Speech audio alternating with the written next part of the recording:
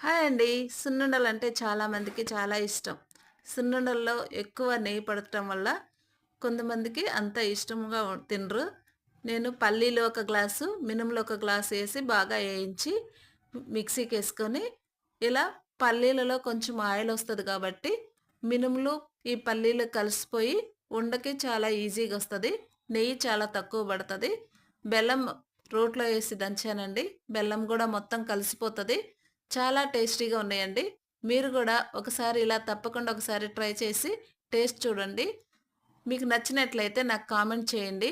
Full video నా ఛానల్‌లో ఉంది. ఒకసారి చూడండి. కొత్తగా చూసేవాళ్ళు నా ఛానల్‌ని సబ్స్క్రైబ్ చేసుకోండి. మీకు నచ్చినట్లయితే లైక్ చేయండి. మీ ఫ్రెండ్స్‌కి షేర్ చేయండి.